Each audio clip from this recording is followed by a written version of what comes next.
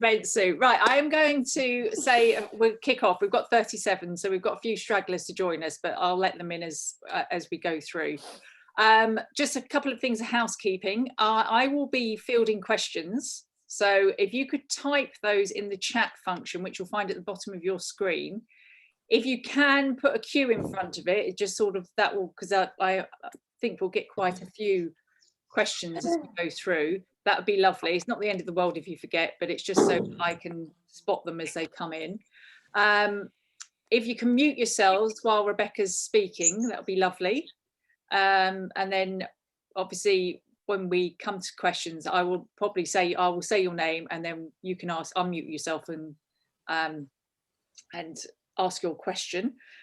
And then the only other thing is there's something that's come up over the various sessions we've done over the past sort of I guess 8 to 12 months, is the names. If you are not currently displaying your name, so if you've got something like Dad's iPad, could you change it to your name so that because I don't bless you, I don't know you all, unfortunately, and it would seem terribly rude to address you as Dad's iPad.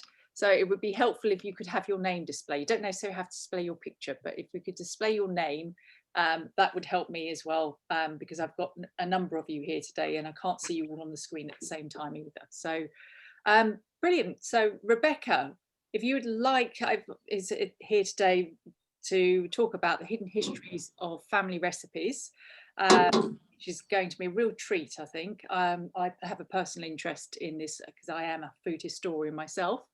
So I'm going to hand over to Rebecca, and she's going to has got a wonderful presentation for us, and then we'll take, so say, questions at the end. If you can post them, I will sort of field them, so Rebecca can concentrate on the presentation at hand. Rebecca, over to you. Well, thank you very much. Thank you all for being here and inviting me to talk to you. I am going to share my screen, which I have never done in Zoom before, but I think you should now. Yeah, all good at my end. Brilliant. So you can see my little PowerPoint. Fantastic. Thank you very much. So I want to talk a bit about how we can use cookery books as a source of history. I'm a historian, so I'm speaking from that perspective rather than as a food writer. And I want to talk about what we can learn from them as historical sources, and particularly what we can learn from them about the history. But why? So I want to start. Oh, I can definitely hear a dog. Somebody's dog. Well, so I want to talk a bit about the history of cookbooks and what we can learn from them. And I want to start with, I think, a wonderful quote from the historian Janet Theophano, who said, "There is much to be learned from reading a cookbook besides how to prepare food." And so I think that frames what I want to talk about. I want to talk about the many things that we can learn from them, but perhaps it would make sense to start with a very brief history of the cookery book as a genre. So the oldest cookery book in the world is from where? Does anybody have any idea, actually? I'm curious whether anybody knows where they're from, the oldest ones. Guesses at all? India. Is it Apicius? India, what was the other one?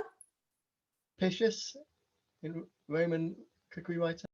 Oh, Apicius, so no, neither. Actually, the oldest cookery books in the world are from Mesopotamia. There are a couple of Mesopotamian cuneiform tablets from about 1750 BC, which contain 25 recipes for stew. So the recipes, they list the ingredients and they list the orders in which they should be added, but they don't give measurements, they don't give cooking times, they don't give instructions. So they were clearly aimed at experienced chefs. So this is apparently to date, the oldest cookery books that we are aware of. And they're clearly utterly disconnected in many ways from the cookery books that we're familiar with. And one of the key factors in bridging the space between these cuneiform tablets and today's cookery books is the printing press. That's really the thing that connects the two, or that takes us from one to the other. Because prior to the invention of movable type that allowed printing, which was invented in China in about the 11th century and in the West in the 1450s. Prior to that, cookery books, like all books, were handwritten and they weren't aimed at a wide audience. Handwritten cookery books first appeared in China as long ago as the 2nd century BC. So we start to get, that's perhaps the oldest written cookery books that we're aware of. And they started to appear in the Arab world in maybe the 10th century. We have several from Baghdad from the 10th century, and in Europe, perhaps from the 12th century.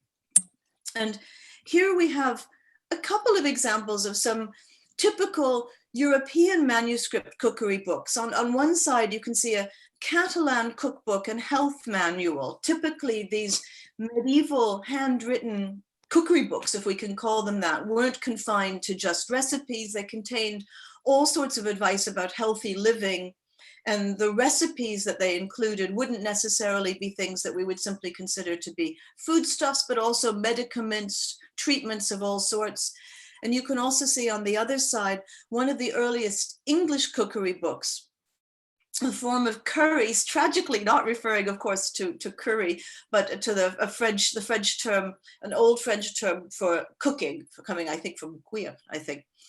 So the English one was probably, as it says here, written by Richard II's chef. And I thought, just to give you an example, here's an extract of a recipe from the form of curry. Many of you may be familiar with this cookery book, but here you can see at the bottom of the original the recipe for what's called a toasty, which is basically a piece of toasted bread steeped in some sweet wine, which you mix together, heat up, serve with a bit of ginger, and then put it in the wine and serve it forth. So here you have some typical medieval handwritten recipe books.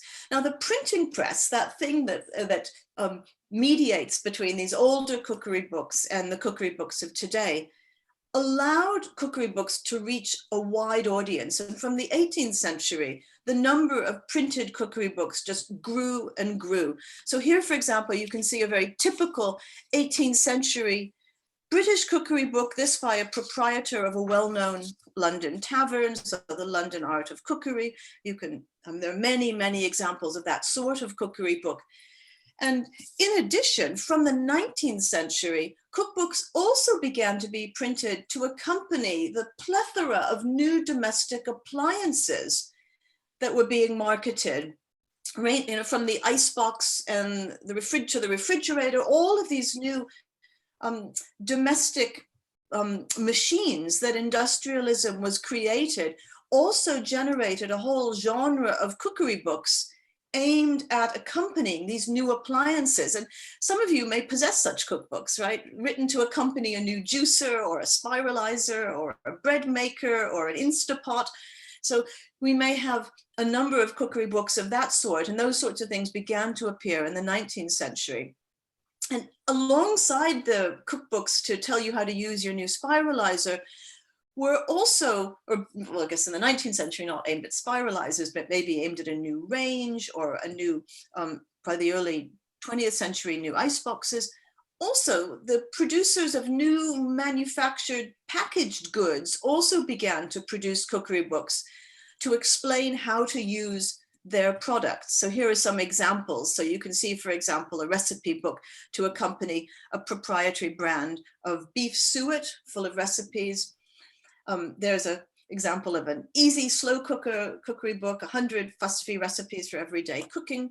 And likewise, the new supermarkets that began to emerge in the 20th century also began to produce cookery books and recipe cards of their own, again, aimed at encouraging purchases and facilitating shoppers and becoming familiar with perhaps unfamiliar products.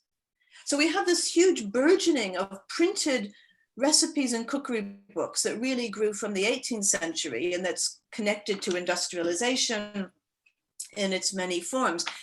But at the same time, the appearance of printed cookery books did not lead to the demise of the handwritten cookery book. Far from it. Many of us possess collections of recipes assembled by our usually female relatives which often combine handwritten recipes with recipes scissored out of newspapers, torn from magazines, pasted in from the sides of cereal boxes or packets of sugar. There are all sorts of handwritten recipes that existed in the past and that we're still familiar with. And indeed, since these days, many of us get our recipes often from the internet, from online, many of these sites, of course, also allow us to curate our own virtual cookery books by saving our favorite recipes into what is often called a recipe box that provides an online replica of the sort of plastic or metal recipe boxes like the one in the slide that, again, many of us may possess, inherited from mothers and grandmothers and aunts, etc. So that's my sort of whistle-stop tour of the history of cookbooks, from the cuneiform tablet to the online recipe box. But what can they tell us about the past? What can we learn about all these cookery books from a historical perspective?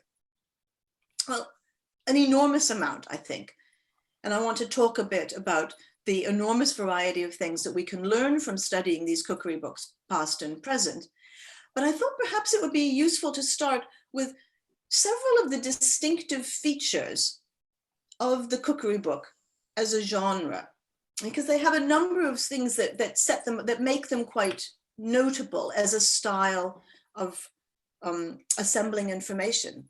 So the first of the things I wanted to comment on is that we tend to read cookery books in a very distinctive way. We don't generally read them from start to finish, like a novel.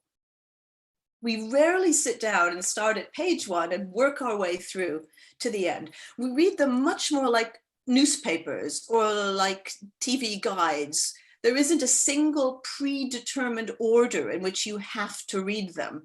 If you want to turn to the dessert section first, that is not wrong, right, in reading a cookery book. And scholars often refer to this sort of text as a discourse colony, something where there are actually a whole set of different components, like an archipelago of islands that we can move around in our own way. So this is, I think, the first thing to think about. There's no set order in which we have to read them. And in fact, people rarely read or indeed cook all of the recipes in a single cookery book. So that's it. We feel free with how we use these books and how we move around them and how we jump and skip.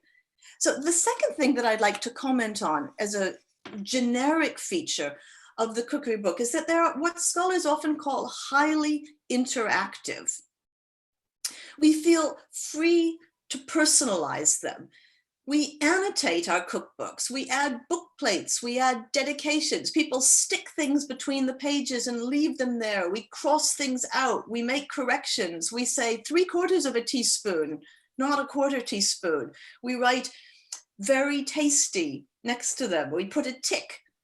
So we feel free to leave our mark in the cookery book, sometimes in ways that we don't feel free with other sorts of texts. I mean, I tend to mistreat books. I underline things, I write all around them, whatever the sort of book. But there are many people feel that you don't do that with a novel, you don't do that with an encyclopedia, but you can do that with a cookery book. So they're highly interactive.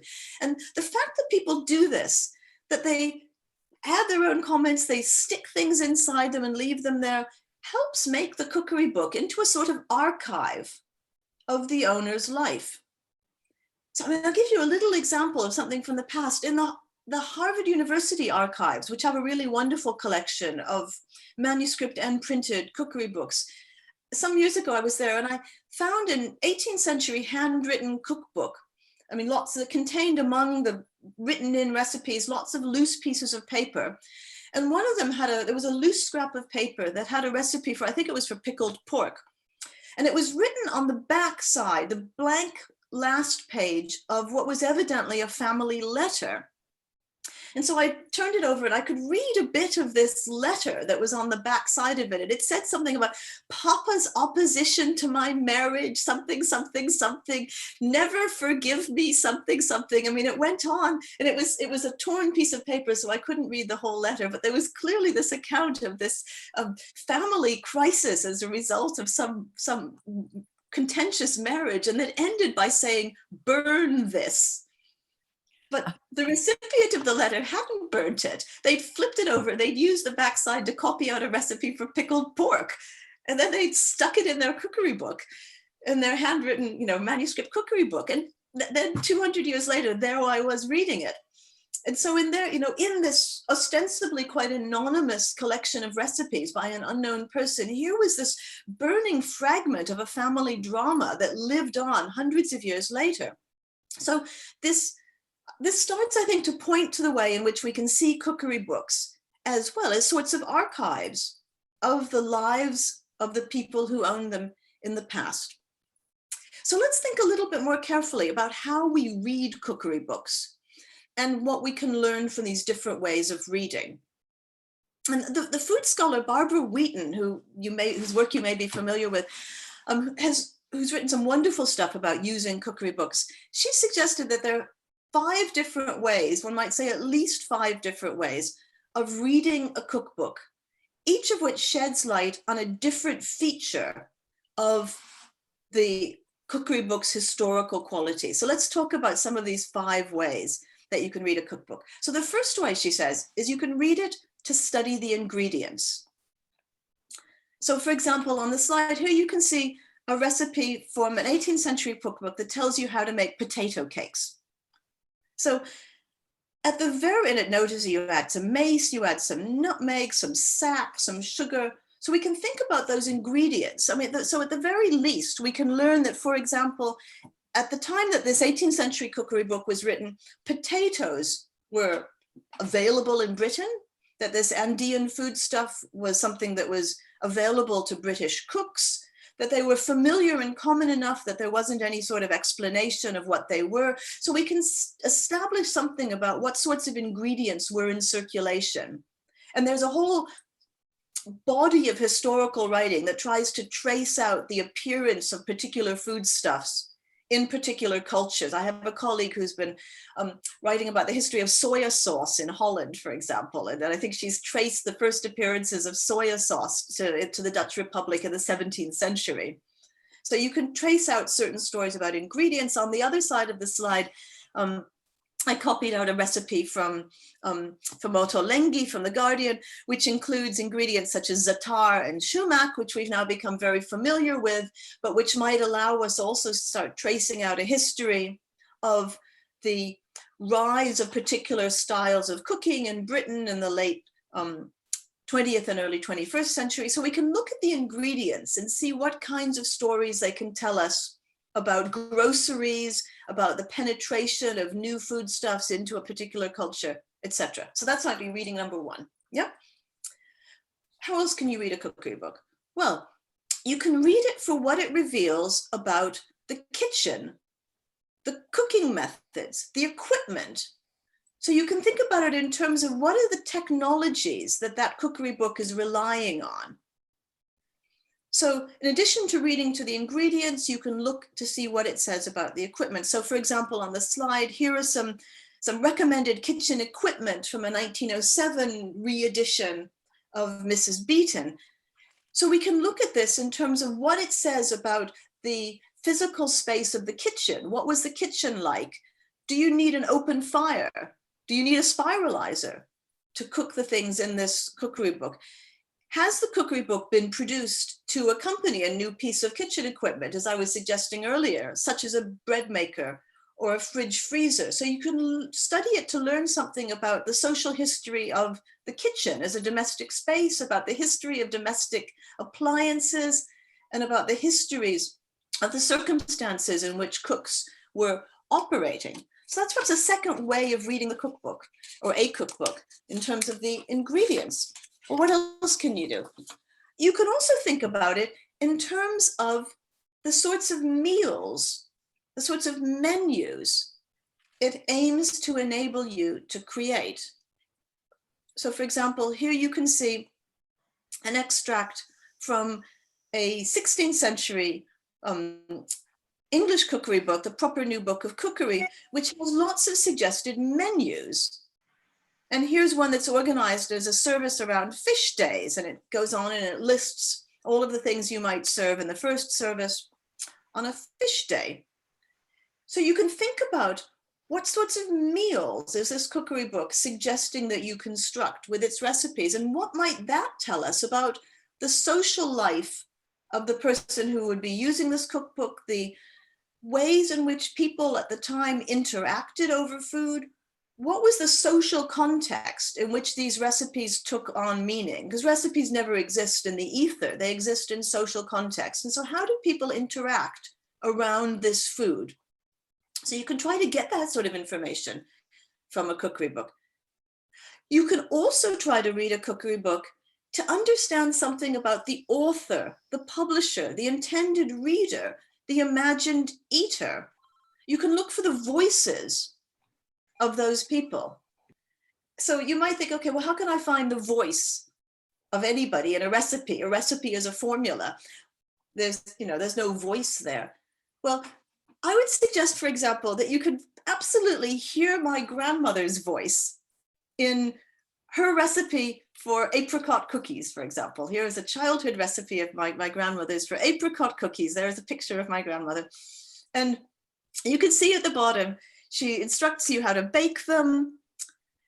It says bake, moderate 375 degrees. Actually, you can see in a different handwriting, my sister has written in a different handwriting, bake until done, approximately 9 minutes. But then at the bottom in my grandmother's Austrian curvy script, she's written eat in moderate amounts.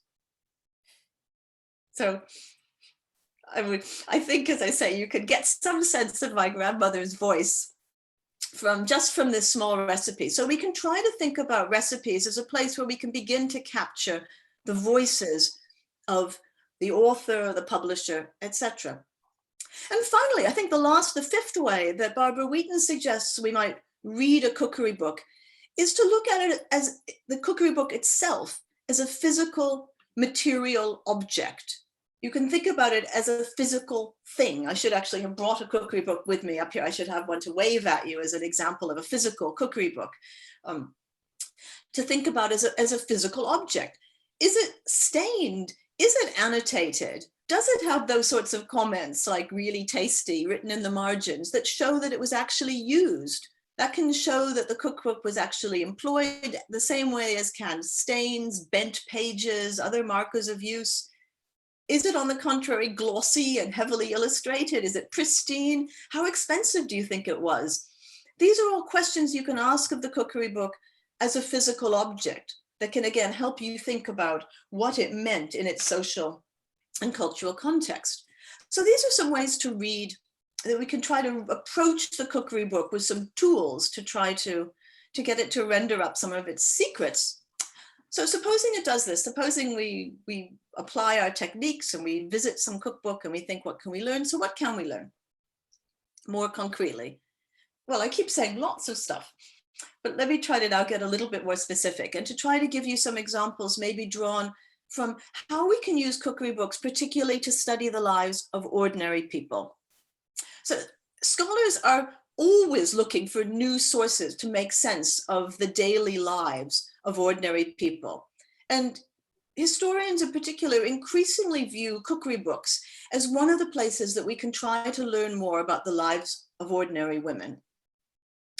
That women left fewer recipes, that women left fewer written documents than men is well known. And one of the most innovative areas of historical research over the past, half century or so, has been the attempt to find new ways to research the history of ordinary women. And historians have been particularly imaginative in using objects to do this. So in the US, for instance, some decades ago, scholars began to look at patchwork quilts as a way of investigating the lives of the women who made them. So scholars have taken to looking at patchwork quilts, homemade clothes, gardens, as both aesthetic statements that tell us something about the aesthetics of their makers and maybe view them as works of art, but also as representations of community, fundamentally as places for self-fashioning, self-presentation, or representation. So you can think about homemade clothes as sites of a sort of maybe an individual identity, a statement of aesthetics, maybe a sense of community in the form of quilts and things that might be made collectively. And so cookbooks too are increasingly seen as places where, in the words of the scholar Janet Theophano, we can read women's lives in the cookbooks that they wrote. And she commented on this very clearly. She said, for hundreds of years, women of diverse backgrounds have found the homely cookbook as a suitable place to record their stories and their thoughts, as well as their recipes. The cookbook, she writes, like a journal and a diary, evoke a universe inhabited by women, both in harmony and in tension with their families, their communities, and the larger social world. So I want to talk a little bit about some of the ways we can get at this woman in harmony and in tension with their families and their communities. So for instance, cookery books can reveal the networks of friendship and family that shaped the world of the woman or women who owned the cookery book. The sharing of recipes is a really good example of this. Sharing a recipe is a sign of a relationship, and perhaps even of trust. And indeed, some people have argued that sharing recipes is an almost prototypical feminine activity. Scholars have described the recipe as a uniquely female form of knowledge. I'm not sure about that, but we can think about sharing recipes as perhaps a prototypical female activity. So manuscript cookery books, even those compiled by a single woman, usually include lots of recipes from other women. An 18th century manuscript cookery book might include recipes with names like Mrs. Smith's excellent way to make a cake, or my lady so-and-so's orange pudding. So they're full of recipes from other people. So even one person's collection isn't just usually their own recipes. So these recipe exchanges can map out the networks of association that woman had, the worlds that she moved in. With whom was she exchanging recipes? We can sometimes even try to construct personal genealogies through the networks of recipes that are recorded in a particular cookbook. So we can think of a cookbook as a collaborative, often feminine venture. So in my own recipe collections include not only my grandmother's recipe for apricot cookies to be eaten in moderate quantities, but also many other recipes from friends and family all over the place. And I'm sure the same is true for you as well. And one recipe, for example, that my uncle Tom learned at a cookery class that he took. So he took a cookery class, he learned a recipe. I shared a recipe with a friend, and my friend subsequently published that recipe in her own cookbook, attributing it to me, in fact, to the outrage of my family who knew it wasn't my recipe. So there you can see my uncle's recipe for masala chai that he learned at a cookery course he took in Cambridge, Massachusetts in the 1970s, which then appeared in Lizzie Collingham's book, Curry, labeled Rebecca's Masala Chai. But you can see the circulation of these recipes from one person to another. So you can see how the recipe circulation tells you something about the networks of friendship that the recipe owners and sharers engaged in. So we can think about recipes in that way, as telling us something about networks of relationship and friendship. But more than that, I think we can try to think about cookery books as literary texts. And I want to make a bit of a pitch for the cookery book as something that we can analyze using the same tools that we might use to analyze what we would recognize more unambiguously as literary texts. So I want to try to suggest to you that we can try to analyze cookery books in terms of the sorts of things that we use to analyze novels, for example, such as settings. We can try to think about, does the cookbook have a setting or settings? Does it refer to particular places? Does it have photographs from particular parts of the world? So I was mentioning Yotam Ottolenghi's cookery books, and those are often full of recipes of particular places. His cookery book, Jerusalem, is full of photographs of the city of Jerusalem and its environs, which gives us a setting, right? So we can think about what's the setting. We can think about the voice, again, as I was suggesting earlier. We can talk about the voice. We can think about, does the cookery book have characters? Does it have anecdotes about the people whose recipes are described? So are there characters? And we can even think of cookery books as perhaps having plots. So I want to talk a little bit about that, because that might seem a bridge too far. You might say, okay, setting I can accept.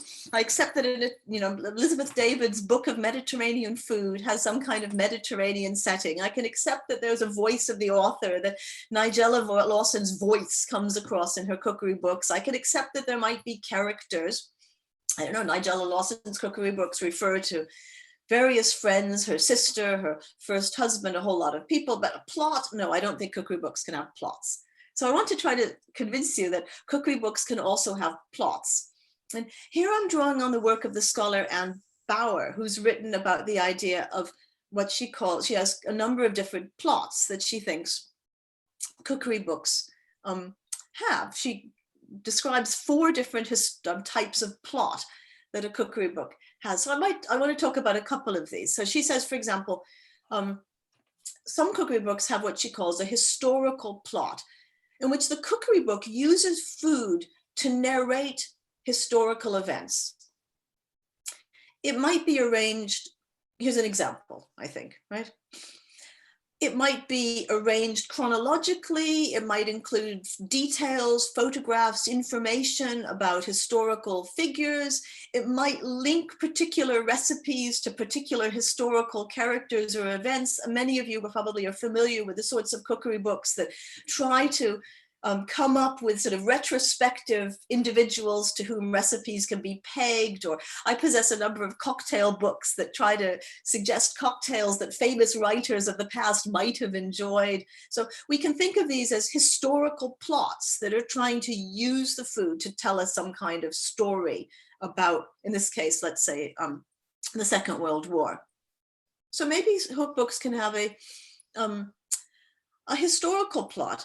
Another one of the plots, she talks a bit about what she calls the integration plot, which are cookbooks that tell a story of how the people whose food is described became assimilated into a wider culture, very typical of the 19th century. But perhaps more interesting is what she calls the differentiation plot, a cookbook that celebrates the distinctive culture of the people responsible for the recipes.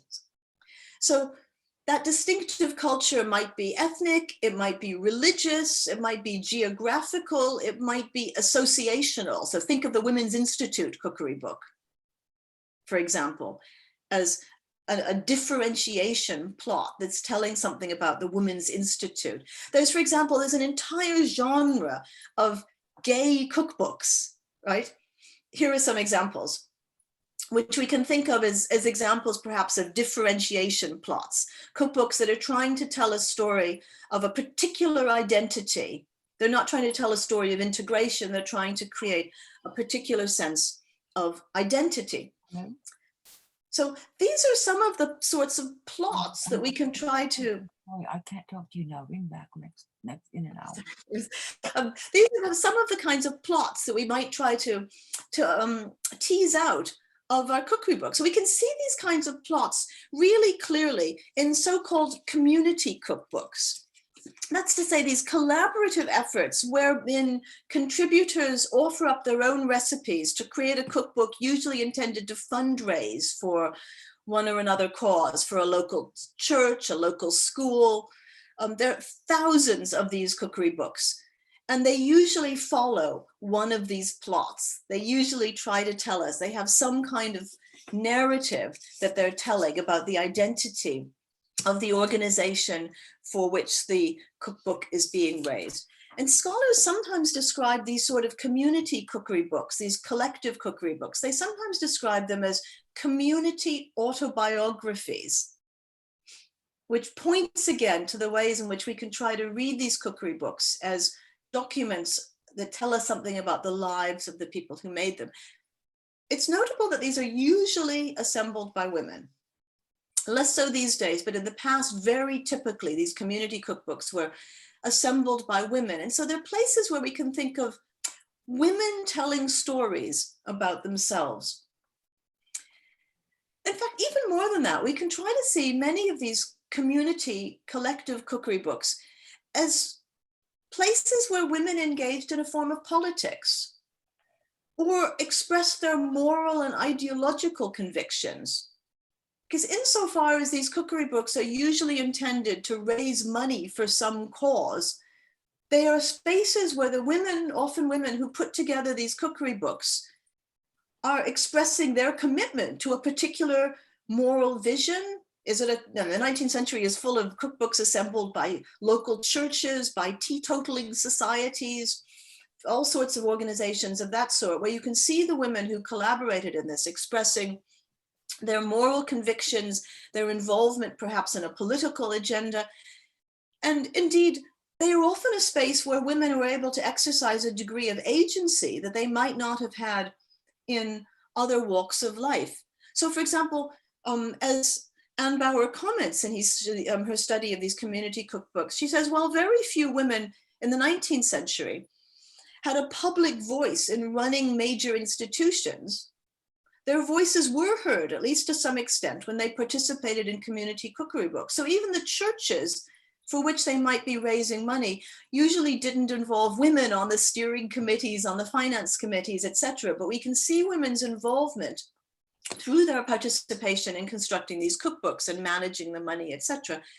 So scholars sometimes see these sorts of endeavors as what is called politicized domesticity, as a space where women's domestic authority allows them to express a perhaps political voice. So, to try to pull this together and to try to conclude, I've tried to suggest a number of ways in which cookery books can be useful historical sources. So beyond what they can tell us about real or aspirational eating practices, beyond what they might reveal about particular ingredients, beyond what they might tell us about cooking technologies or ideas about health and the like, beyond all of that, we can, in addition, and this is really what I've tried to stress here, we can try to think of cookery books as ego documents, as places where women especially recorded aspects of their lives. Some women leave diaries. My mother left recipes, wrote Linda Murray Berzok. And I think that's a very evocative pairing of the diary and the recipe as the kinds of things that our mothers can leave us. So we could perhaps think of cookery books as a form of diary. Whether the cookbook is a handwritten notebook passed down through several generations, or a stained and annotated copy of Delia Smith, these books reveal something about family history, about everyday life, and about the realities of the experiences of women in the past. The feminist scholar Patrocinio Schweikart has argued that, maybe I had this on a quote, that to read a text and then to write about it is to seek to connect not only with the author of the original text, but also with a community of readers. And I really like this idea. So I wondered whether we can think about how this works if the text, if Schweikart's text, if it's a recipe. Perhaps we can think about the process of reading a recipe, or indeed cooking a recipe, as a way not only of connecting with the author of that recipe, but also with a community of readers. So perhaps we can think of reading and cooking recipes from a cookery book as a way of connecting to a community of other readers. So perhaps when we read a cookbook, we're not simply looking for a recipe for grilled herring, and perhaps we're not simply studying a historical source, but perhaps, and finally, I guess this is the point I would like to read you with, perhaps we're also connecting to a community of cooks and readers, past, present, and future. And with that, I'll stop. Thank you very much.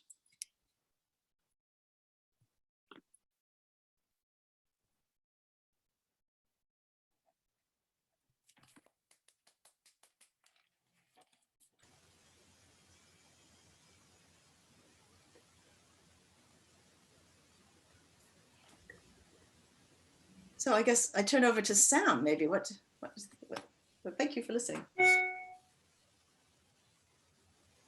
Sorry, I'm chatting away. No one can hear me. I've muted myself. So I was saying thank you for your really interesting presentation. I'll go through the questions as they've come through on the chat. Just one, because it was sent to me as a direct message because we've been having a conversation about something else. Sally Jane Wright was asking about suffragette cookbooks. I'm afraid I haven't got a British one, but I have the reprint of I think the British Library have done a reprint of a British one, but this is an American one. The original suffrage cookbook, in terms of talking about community cookbooks, particularly those done by women. There are some really quite wonderful tongue-in-cheek recipes there in this book. Rebecca, are you familiar with this one? I haven't seen that one. It came out a couple of years ago. It's a reprint, obviously, but it is American. But there is a British one. I think the British Library did. If you look on their shop, I think they've got the British one. There aren't many, but Rebecca will have to correct me if I'm incorrect here. But when I looked into it a few years ago, I couldn't find many examples, certainly not at the British Library, of British suffragette cookbooks, but they do exist. So, but anyway, to the questions. Jenny Ridgewell, you had a question regarding modernising old recipes to suit modern taste, because often they use ingredients which perhaps nowadays we are not quite so ready to embrace. Jenny, do you want to elaborate on that? Yes, my struggle is I'm writing stuff. Can you hear me? Yes, we can. Yeah. I'm writing stuff from the 1960s, 70s that I taught, and I'm wrestling with two hearts in the fridge. And I just think, would anybody want to ever use these recipes to cook again? There are things that people don't like. Stuffed hearts and lard are my particular ones. So what do I do? I guess it depends what you're trying to do with the writing of the cookery book. But I mean, I absolutely recognize the dilemma that I think there's a tension between trying to tell us something about the way in which people ate in the past that captures the difference and that doesn't homogenize everything, and that allows us to see something about how people in the past ate differently. But that's a different exercise, I guess, from producing a cookery book that people will be using now as a standard element of their kitchen. So I guess it really, I mean, I think those two things are really pushing in opposite directions, and they have different aims. So Yeah. It depends what you want, what's the purpose? I'd like to show the original recipe, but I want to say some of you won't want to use lard in your pastry anymore, you know, and I don't know whether to abandon the hearts altogether. So you're also trying to produce a cookery book that's actively useful, that people won't just be reading as a historical document. Yeah, I'm writing the story of what the recipes were of that time, and I thought I'd include the recipes, but I think people are just going to go, yuck, hearts. Well, I think this is an interesting question to throw open. I mean, I think that if you wanted to say, here's the original recipe, here is a way that you can modernize it in some way that I mean, I guess what the question is do you think this is a recipe that people should be making other than out of curiosity? No, I don't. Well, then what's the point of modernizing it? All right, it's whether to include it in the first place. It would be simpler not to use it, but it is kind of a piece of history. Anyway, that's I don't speak from the top of the mountain on what you should do, but it seems to me you can include it. Say, here's the recipe. Probably no one wants to make it, and I'm not urging you to. Thank you.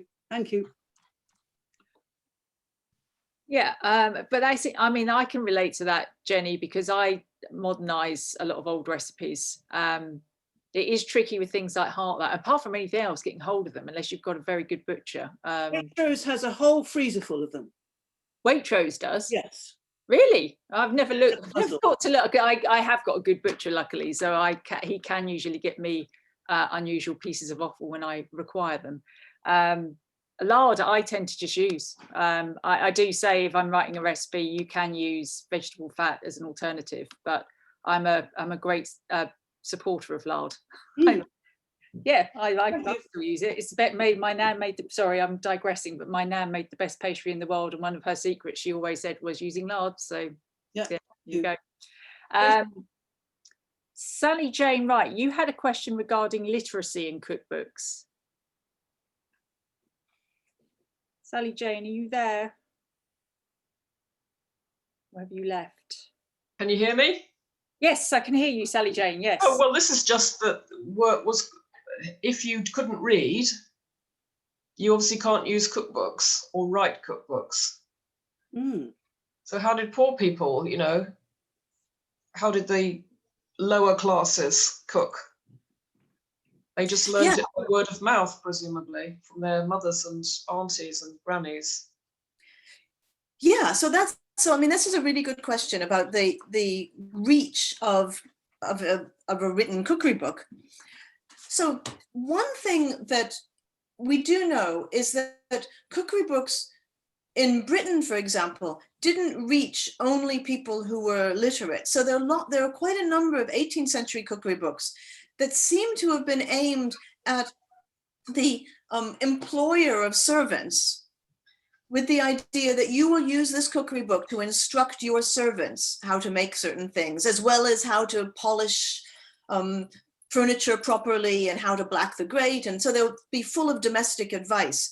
But sometimes the idea is that this information will be disseminated to the household staff by the owner of the house. So that's one way that things did reach others. So and you can see this, because sometimes they say this very explicitly in the preface, that this will be very useful to instruct servants. But that still leaves aside the larger, the vast majority of women in the past who weren't learning through cookery books at all. And you're right, that's a history, those are lived experiences that are only very indirectly captured in cookery books. Yeah, because how did the person who just lived, you know, was maybe a basket maker or a brickie's wife in a humble cottage? I'd love to know what they cooked. Probably very, very monotonous food, you know, potato bread and stews of vegetables that they had learnt from their mother, presumably. Can I just say something here? There's a book called My Glorious 100 Years, and it's not by the Queen. It's by a woman who was a pony judge, and in it she talks ever such a lot about recipes, and that's where I really learnt what they cooked. And yes, it was monotonous, and they had something called steeple pudding, and they said, why is it called steeple pudding? And they said, because it's got about as many currants as would reach to the pudding if you threw them off the top of a steeple. Yeah. And I thought that was really revealing. Much poorer than even I thought. I knew social history, but much poorer than even I thought, to be honest. Don't know who wrote that book, do you, Liz, by any chance? I do. It was Joan Lee Smith. Sorry? Joan, Joan Lee Smith. But I have two copies. I can dig it out and I mean, mostly it's about ponies, so it'll probably bore you rigid. But I can scan those pages for you if you want. I'll find it. Yeah, or post it on the forum. That would be lovely. Thank you. Yeah. Thank you. So you wanted to know which archive you were talking about. I know it was the Harvard one. Is it accessible to anyone, or do you have to be an academic, Rebecca? Yes, so you can. This should be accessible to anyone. So the Schlesinger Library. Let's see if I can put that in, which is part of the Harvard CHLESIN Schlesinger. The Schlesinger Library at Harvard University has a really fantastic, I sent it to, hang on, I've managed to send it privately to Laura. Let me send that to everyone.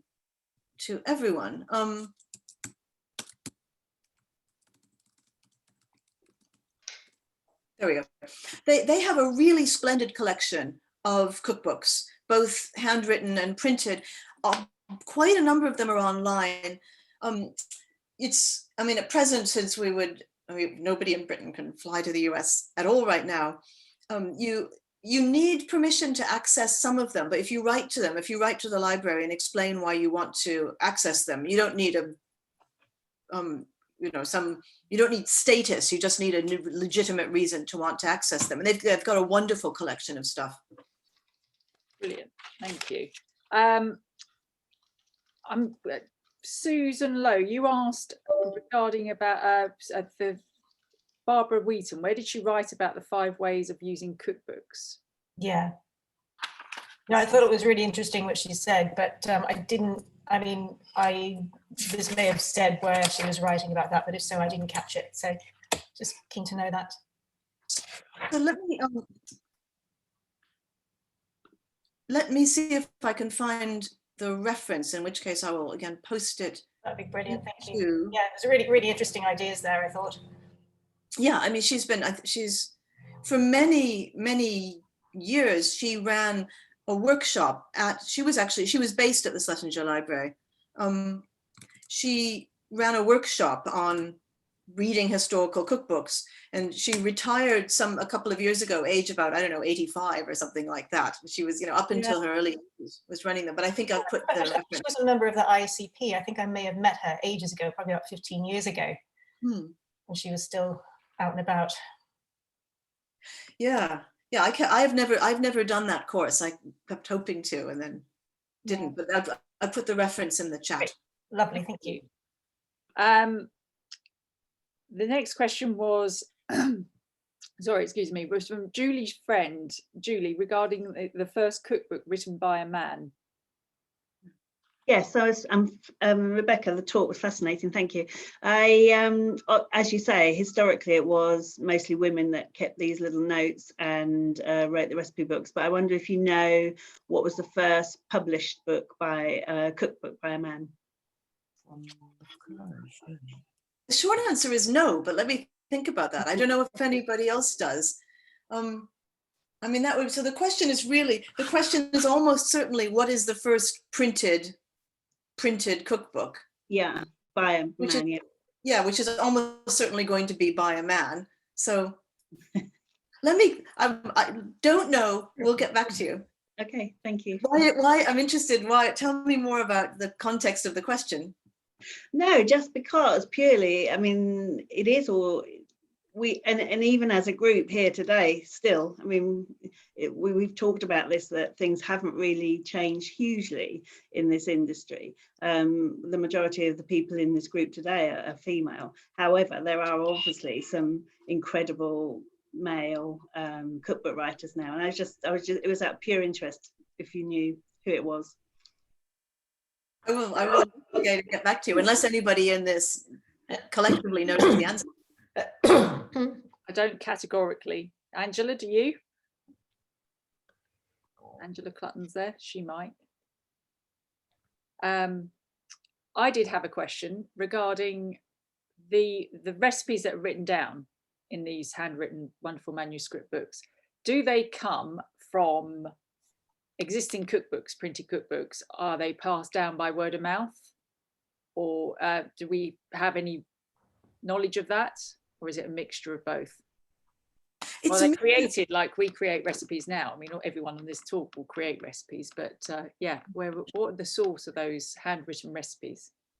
It's a mixture, so that there's certain recipes that circulate a lot and that were quite common, that you can find copied down in somebody's handwritten cookery book, but which is maybe has originated in a printed cookery book, or you can also find in lots of other handwritten cookery books. So there's certain things that circulate, and you can see that people do the same thing that we do now. So I mean, if we go to somebody's, if somebody has a recipe we really like, we might say, send me the recipe, and we might incorporate it into our recipe files. And so the same way people in the past might copy things down, but they might also copy things down from other printed cookbooks. So you can sort of trace things back and forth. And it's also clear that certain recipes were quite fashionable to have at a particular moment and that people wanted. So certain 18th century recipes appear a lot, and they appear, so some of the ones that sound like they come from somebody that person knows, you know, my lady so-and-so's very fine recipe for waters against, you know, the ague or whatever. There's certain recipes like that, you know, come from Captain so-and-so's blend of, actually there's a curry powder blend that circulates a certain amount in the late 18th and 19th century, where you would first think, oh, this is somebody that the writer knows, but actually it's not. It's a well-known recipe. It's like Delia Smith's recipe for fruitcake, and we don't actually know Delia Smith, at least I don't, but we might copy it down as Delia Smith's recipe. So some of these recipes people copied, and they kept the name of the person to whom it was credited, because it was a popular recipe. And I was doing a little bit of kind of desultory research in the autumn into a type of fruitcake called a scripture cake. Oh yeah. You know these, where you say take 2 cups of Second Judges verse 23, and then if you look up Second Judges verse, it says something about King Solomon received 2 camel loads of flour, and so it's 2 cups of flour, and it's so you have to go back and forth between your recipe and the Bible. And these things were really popular in the 1890s in the US. And so there are lots of women writing into newspapers saying, please, can you give me the very, very popular recipe for the cake known as scripture cake? I really want a copy of the recipe. And I mean, it's just a fruit cake. It's not that it was so special, but that recipe clearly became sort of fashionable and people wanted it. So I'm sorry, I've gone on a great length to say that it's all of the things you mentioned. So I've got this handwritten notebook. As you see, it's very thin. It's an almanac from 1871, which was written by one of my distant relatives who was in service, I've subsequently found out. But when you talk about the fruitcake, what I find interesting, my grandmother gave me this, and it was tucked inside a copy of Mrs. Beeton's. My grandmother had so many different recipes, including this one for fruitcake, or plum cake as it's called in this booklet. And yet I swear she probably made the same one over and over again. I mean, I have got literally tons and tons of handwritten recipes that she's copied down from other people, out of other books, for fruitcake, even though I swear she would have used the same recipe over and over again. I couldn't tell you which one of those recipes she was using. So you're quite right. There seems to be this fascination with a particular style of recipe. I sadly didn't know until she died that she had so many recipes for fruitcake, because they were just stored away in a drawer in her kitchen. But yes, very fascinating. Next question. Actually, it's not so much a question as I'm going to hand over to Judy Jackson, who has got a rather interesting anecdotes, if you like, regarding family recipes. Judy, would you like to share that with everyone? Well, what I'd love to show you, can you see me? Yeah, I can see you, yes. A recipe book from my grandmother, and it's dated December 20th, 1897. Now, my grandmother was born in London and then went to live in Portugal when she married. Her husband died and she had to come back to London. And so the rest of her life was lived in London. So this little book, all handwritten recipes, or not all, but a lot of it is traditional family recipes that she has written down.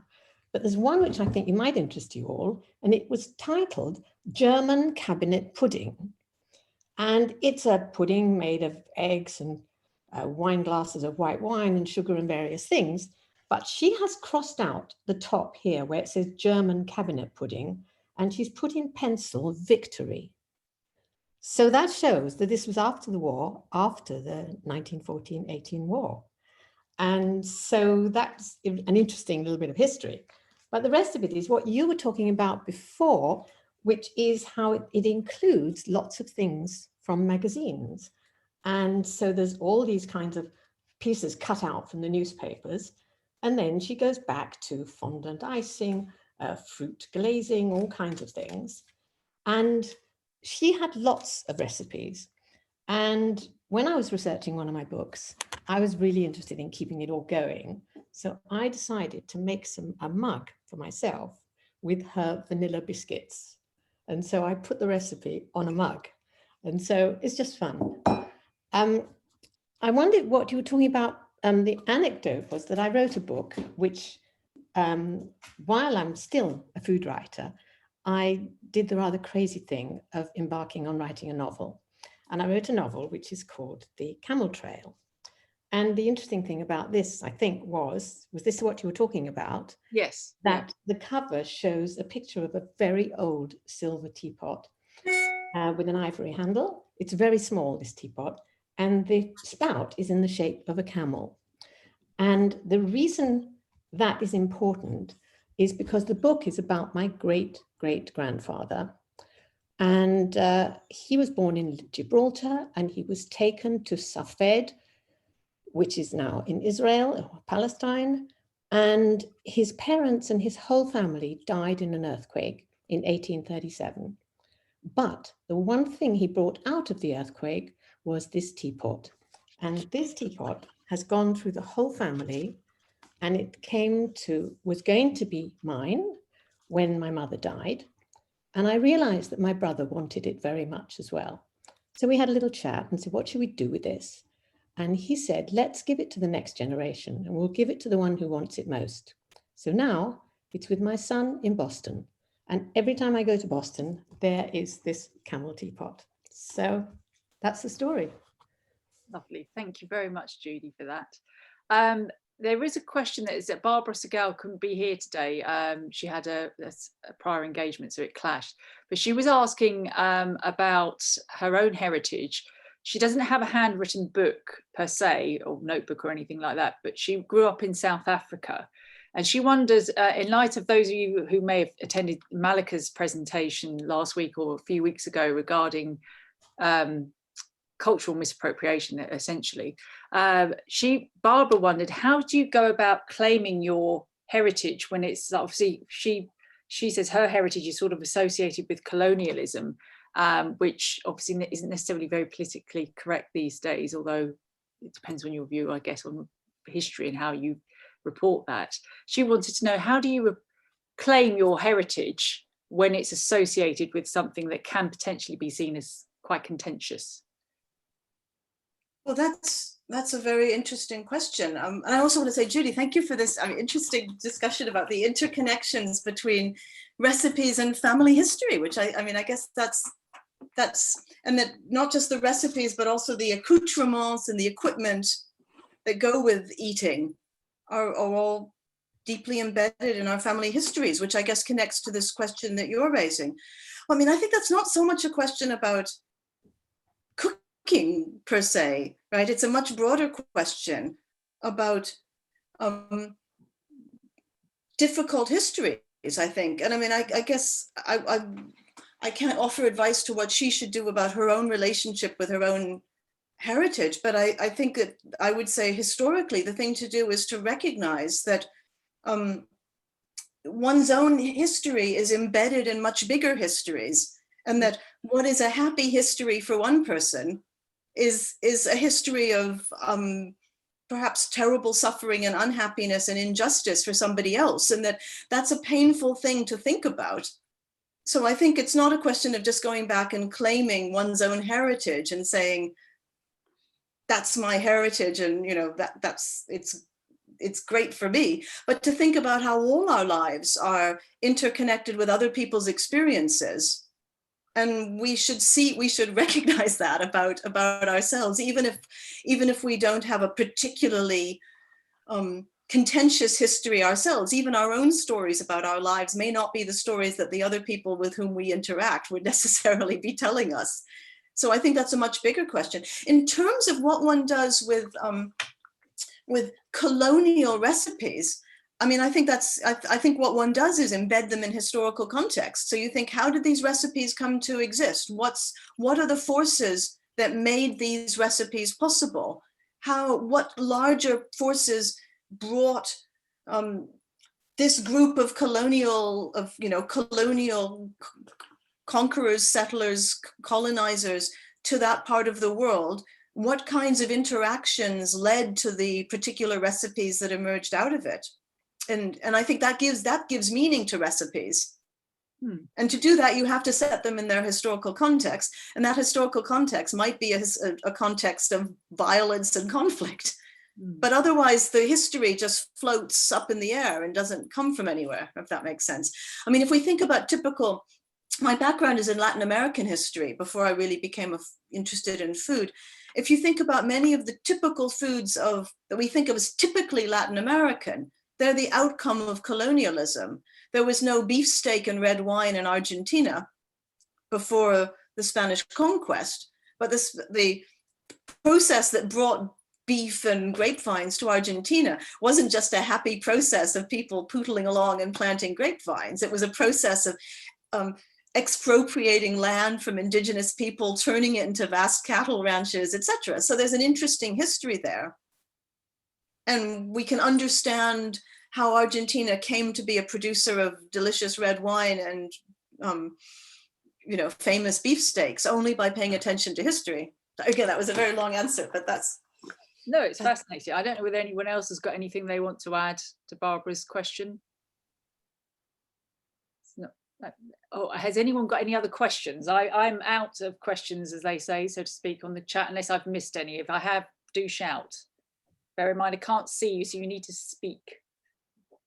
Forever hold your peace. All right, just one last question. You mentioned colonial history, Rebecca. I was just wondering, does writing about recipes from an era where it was pretty brutal and violent make the book frivolous, if you know what I mean? Have I sort of worded the question correctly? I do understand what you mean. Is it a sort of taking refuge in a non-contentious environment? Yes. Yeah. Well, I guess, yeah. I mean, I think it depends what you want to do. I think that, I mean, going back to my meandering comments about how recipes that emerge out of colonial contexts usually encapsulate something of that context in the recipe. You usually can't get away from the history, even in the simplest recipe. And so, one thing is to make these recipes, put them back in their context of how we came to have them in the first place. But I mean, then that also means, does every cookbook then have to be a tale of suffering? And I mean, that's not, and so I'm sort of avoiding your question by saying, yes, you could write a history that, could write a cookery book that every recipe showed the terrible underpinnings that led to that recipe, but maybe that's not what we want. I don't know. I guess not everything in our life can be, we need some things that are not terrible at some moments, don't we? Sure, yeah, because it was like the other way around. Am I trivializing what happened by just writing a happy cookbook, if you know what I mean? That's the only thing. Yeah. That's all. But no, I think I got your answer. Thank you. Can I say something there? Yes, of course. When I was in Jerusalem in about 2014, I was at a market and I bought this ingredient that really intrigued me very much. It was like dried yogurt, which was apparently used by people who were nomadic. So I've forgotten what it was called now, but it was sort of solidly dried yogurt in a kind of white ball. And I didn't know what I was going to do with it, but I bought it anyway. And then I started looking online, and that took me to the Gaza cookbook, which is obviously a tale of total suffering, but it was amazing that I could be there on my holiday, buy an ingredient that I didn't recognize, look it up, and that took me right through to, people who are in this strange territory, and they're cooking. So what am I saying here? They, I imagine, are suffering or are very restricted what they can do, but why shouldn't they cheer themselves up with nice food? People always need to eat, don't they? However poor and however, I'm sure even people in prison, apparently people in solitary confinement spend a lot of time talking about food. I'm not sure if that answers your question. It just occurred to me when you posed that question. Well, it does raise the interesting fact that there's been this real renaissance, I think, lately of cooking as a form of therapy. Right? So there are all of these projects working with refugee communities in Britain, etc., about shared cooking experiences where both the maybe if they're groups of refugees who can then bring their recipes and teach them to people from, refugees from other part of the world as a way of building communities, but also as a form of therapy and healing. So, I mean, to go back to I guess to mention to your question about, is it frivolous? I mean, that sort of work suggests that actually cooking is a powerful source of solace and consolation, and actually a way of recovering from trauma and difficulty, and that maybe we need recipes as spaces where we can try to connect and to resolve, well, not to resolve, but to surmount, if that's not too trivial a word, bad past experiences. I mean, there was a really brilliant episode of the food program, of Radio 4's The Food Program, some years ago, about cooking in Syrian refugee camps, that was exactly talking about that as a really important space for people within these camps of feeling some small area of pleasure and gratification. So yeah, so I think we shouldn't trivialize that. We shouldn't trivialize the potentially trivial.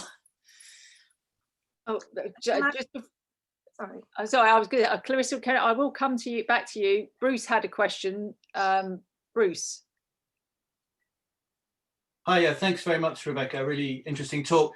I was just wondering, from an historical point of view, whether there's a direct line of developments in cookbooks. So whether you can see a development in terms of just setting out the ingredients and then assuming that the cook in the big house or the royal family would know what to do with them, and through the kind of 18th century with Mrs. Beeton, where it was much more instructive, to these days you have a lot of travel books like Caroline Eden's, for example, Red Sands and Black Sea. I just wondered, can you see an arc, or is it just really random, and what particularly was happening in a particular country at one time, and how can you kind of look into the future and see what might happen to cookbooks in the future? Thank you. Yeah, that's a very interesting question. So, and one of the big arc that I'm going to pin my answer to is the arc of modernity. So there's lots of sort of scholarship and there's debate among historians about the extent to which we can talk about maybe the last 250 years as a period of the spread of maybe what we could call a global modernity, where a certain model of behavior, of practice, of a certain way of living has spread to uncover more and more and more of the world, and that creates a more and more homogenized world. So I mean, there's a big debate about that.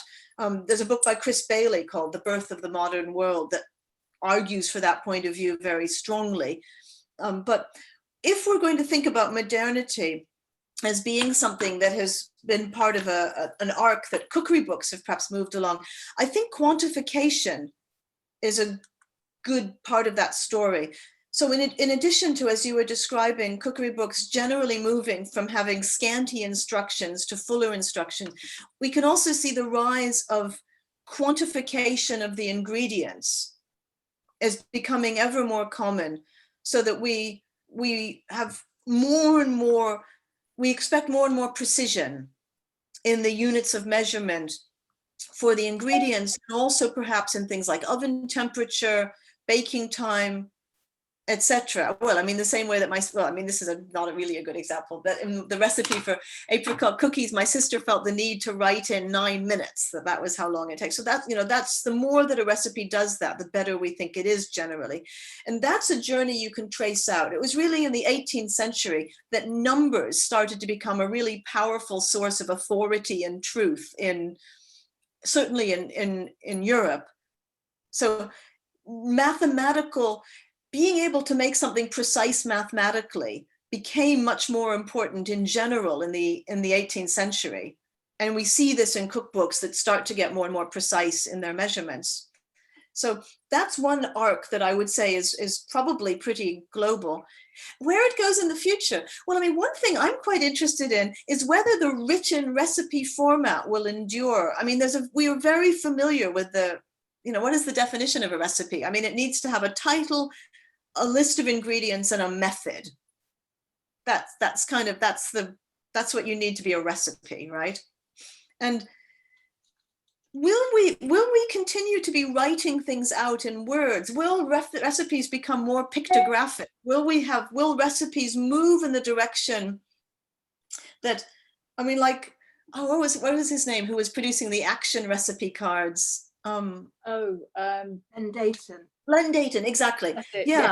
Yeah. So I mean, that's a question. I mean, my partner is somebody who really doesn't get on with written recipes, and whenever he does anything, he writes it out afterwards as a flow chart, basically, of the kind of, yeah, there we are. So is there that's a question. I don't know what you as food writers think about that, whether you think that's where things might go. I'd be interested in your view, Bruce, and anyone else. Just quickly, I put on my Instagram, one of my friends has recently done a few little Len Dayton type menus, recipes, which people really like. That's Sam's got one there. But I think I thought people would like to have a recipe, and then I think sometimes it can be too prescriptive and it puts people off. It makes them a bit nervous. So I think having a more user-friendly recipe such as a cartoon would be great. And also there's someone I watch who has a very funny or very interesting Instagram, again, a reel, where he's just there's many people doing this, just visually doing it. So you see it in action. You see the flour going in the eggs, the water, the salt, whatever. So I think that a lot of people really get a lot out of that sort of representation of a recipe. Yeah, those speeded up things that you said, I don't know what the name for them is, but I think I agree with you. That seems incredibly, what I'm curious about is whether people in the end want to go back to a written recipe after they've seen it, or whether that video suffices. I don't know how people use it. But what I'm going to do now is write all my recipes down so I can leave something to my children, because I really like the idea of that. Clarissa, you had a question or a point you wanted to make. Sorry. Up on the last thing that Bruce said, and going back to the previous discussion, and where we were talking about recipes as in refugee camps in Syria being a very important part of people's therapy. And I just want to remind people that, you know, if you're talking about food as therapy and food as memory, what had one of the greatest impacts on me was coming across recipes from Holocaust survivors and the camps in Nazi Germany. And it was incredible to find that people in the camps had written down their recipes on the basis of pure imagination. They weren't actually cooking, but they were writing these recipes from memory, which were incredibly powerful and very moving. And it wasn't just a question of saving these recipes per se, which are, of course, are very valuable, but by writing these recipes from their imagination purely and from their memory, practically starving to get death. And it was a thread by which you hung on to both your identity, your culture, and your sanity as well. And I think, you know, that's perhaps the most powerful example of, you know, recipes as memory that I can think of. I think that's incredibly evocative. That's what it makes me think of is, I think Primo Levi, I think in his memoir and in If This Is a Man, he talks about how everybody talked about food. Yeah, exactly. All the time. And I mean, of course, because they were hungry, but in the way that you say, because of more of that, I think that's very eloquent what you just said. Clarissa, do you know if is there an actual printed collection of these recipes available? Yes, I can't remember what it's called offhand, but there certainly is. Yes, because I've got one called Recipes from Bilibid, but that's not that wasn't a Jewish. There certainly is a Holocaust cookery book, which it sounds awful when you say it, the Holocaust. Well, yeah, but it's about, is like Rebecca was saying, contextualizing the history of those recipes. Yeah. And it's out the reference if anybody wants it, but you should be able to Google it. Okay. Yeah, thank you. Has anybody else got any questions for Rebecca? Or any observations that they'd like to share with the participants that are left? Just an observation, Sam. Yeah. If you can hear me, it's Sue. I can hear you. There was mention of patchwork quilts as a form of reflecting on people's history. And I have a hand woven in wool picture of the people of the Urus floating islands in Peru. And I shall look at that in a different way because it reflects all of their history, their creating food and a whole variety of things. So I should take a different look at it today. Thank you. Thank you. That's wonderful to hear. I mean, it is really interesting how people are trying to look at these, what used to get called, folk art, as being something that's really meaningful about the lives of the people who made it, as well as being not just folk art, but actually as really aesthetic objects to be considered, to be taken seriously. Yeah, it's a good development. And Liz, you were saying in the chat that you read Jack Monroe's book, Can. Yes. Yes, I just bought it because I'd got a load of cans. It was when we first locked down. I thought, oh God, can't think of anything imaginative to do. And I bought it for that. And I ended up reading the whole book because after every recipe, she put the context of why she'd done that one, where she'd been, who she'd cooked it for. And it was also very amusing. And so it turned into a really good read. And it said a lot about her life and her previous life and a lot about her, really. Yeah. So I really like that. I was going to say that I write a lot of methods rather than recipes because I do farming magazines. So I'm writing for people that have produced their own stuff. So when I write a jam, I don't tend to write a jam recipe as in this is strawberry jam. I write a general sort of method for making jam so that they can adapt it to whatever they've got. So it's a bit of a one size fits all type recipe. See what I mean? I quite like doing that. Interesting. And obviously put things in like if you use such and such a fruit, you're going to need more pectin and that kind of thing. So it's quite a challenge to do that. But we don't like recipes in the magazine. They won't let me write them. But I want people to be able to do. No, they won't. So I have to get around it another way by writing methods. They love methods, but they don't like recipes. Work that one out. Well, whatever works, Liz. That's what I would say. Yeah. Has anyone else got any questions? Okay. Rebecca, is there anything you'd like to add before we close for the morning or afternoon? Thank you so much. I think it was wonderful to have this opportunity to talk with you and to think about these questions. And thank you. I feel really grateful. No, thank you so much for coming along today. And yes, a round of applause, I think, is in order. Or virtual applause. I think you have got an applause button down the button in your bottom of the screen. Such are the wonders of Zoom. But yes, thank you, Rebecca. It's really fascinating. And I know Sally Jane's just said that she's going to look at her mother-in-law's and mother's recipes with new eyes. I will. I'm pleased to say that my nan did keep recipes other than fruitcake. I mean, literally. I mean, I think I should probably do a blog on once a month on my nan's different fruitcake recipes.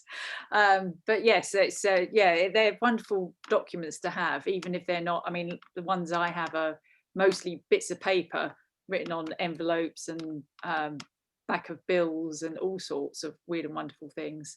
And so Nicola. It wasn't Nicola Miller, she did write about this, but Nicola Fletcher posted on the Facebook forum about shopping lists, which is a whole different, but that's something else that I find fascinating. I know Nicola Miller did write a blog post about it. If you have a chance to check out her blog, I can thoroughly recommend it. So thank you everyone for attending. And we'll look forward to seeing those of you that can make it next week to the coffee morning. I think the next workshop is Ruth and Orlando's nuts and bolts of recipe writing. So after that, which is on the 18th. And Liz, if you're still there, Liz will is her session on poultry with Jane is going to be on the 24th of February. So lovely. Thank you, everyone. Thank you. Thanks so Bye-bye. much. Thank you. Bye-bye. Thanks, lovely. It was brilliant. Thank you. Thank you very much. Nice to meet you. Thank you for hosting, Sam. That's all right. Thank I'm you just so going much to for try your and talk. work out how to save the chat. I've got my screen. Oh, the 3 buttons. Yes, isn't it up? Oh, If you go into the chat. yeah. Oh, yeah, yeah, more, got it, right. Oh, no, hang on a minute. No, that's just mute. I'm in the wrong one. Oh, yeah, found it. Is it save chat? Will it save it for everyone? Hang on a minute, let me. It will save Yeah, it. it's all right. for you. Save chat. I've got it. Yeah. Thanks so much, Sam. That was fascinating. I've just had to attend to a couple of bits in the kitchen, but I've had it on. It's really, really interesting. So thank you so much. I'm just looking for it in the Finder. Yeah, no, that's fine. Thank you. I will get that. I don't quite know how people want it because it comes out in plain text. I know I can change the format. I think I just pasted it into Word and it kind of changes the format Yeah. automatically. I just want to, yeah, anyway. Cool. Well, thanks a million, Sam. No, not at all. Thank you, everyone that came. And I will write to Rebecca to say thank you to her as well. That's much appreciated. Thanks a million. Jane, are you there still? Take care. Bye. Bye. Jane, did you manage to see the presentation in the end? Yes, I just clicked back onto Rebecca's face and it came back again. It was very odd. Oh, okay. Because I don't think, well, I didn't see anyone else in the chats saying they'd lost. No, I didn't either. It was just one of those things. Anyhow, that was one of the most fascinating. Yes, it was.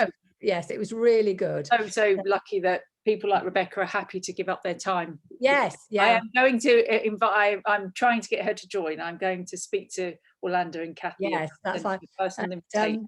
Yeah, no, it was very interesting indeed. So thank you and well done to you all because you're doing some really interesting Zooms. It's such a good idea. It is. And I do honestly think we'll, even after the pandemic, we'll continue with this because so many people live all over the country and it's such a pain to travel down to London for sessions. But even I was talking to, I don't think you'll know her, Val Barrett, who used to be a member. I was chatting with her yesterday and she was saying even though she lived in London, she never really came to meetings, and so I was suggesting to her that maybe she joined again, but sadly, you know, when people don't work as much or do much with, like, you know, I don't really work apart from helping run the Academy of Chocolate Awards, but I don't do much these days, but I'm always interested. So well, please do tell Val if she's got any questions. Kathy Slack's the one she needs to speak to. She handles membership now, but yeah, I think even when things get back to normal, whatever that will be and whenever that will be, I do believe we'll carry on with this because they've been so popular. I mean, we had 42 today, last week 65. Yes, I know. I've been noticing the numbers. Yeah, it's really good. And it just made me laugh because although it's not very historic, I have got my little notebook from class 5 at the high school with all the recipes that my, you know, my cookery, domestic science, as it was called then, teacher, you know, we did every week. So, well, I've still got my nan's actually from when she was at school. And I think I did post it on the Facebook forum. There's this wonderful list of rules that they had to abide by when they were in the classroom about which apron to wear when they were doing what aspects of domestic life. Yes, this is and going back to the 30s, well before your time, obviously. Yes, but and I know that one of the first little cookbooks I ever cooked from, because I loved cooking from the word dot really, and it was that the Biro cookbook, Biro flour. Oh, I didn't show it because I didn't know whether it was going to come up, but I know when Rebecca's, I was kept diving off to get various books off my bookshelf. But yes. I should have kept so many things that sadly, in all the years of, you know, family disappearing and, you know, getting rid of stuff. But anyhow, no, very nice to see you too. You're looking well. Thank you. Well, I do, when I'm Actually, doing my the fishing, room's I a bit do dark, put isn't the it? makeup on, so I don't look quite so ghastly. I'm just sorry I lost my guild screen, because now everyone can see how absolutely untidy my study's been. I haven't had to tidy it up because I've had fake background, but It's funny. Yeah, but I think the funniest thing ever, I don't know, there was an article, because I've been to quite a few lectures and listened to things online generally, and I notice in the background everybody seems to have massive bookshelves. Yes. And, then I was reading this lovely article about, it's called the Book Barn. I'm not quite sure whereabouts in the country it is, but people are sending off, or applying for sort of just piles of books, lengths of books, sometimes in a subject they're interested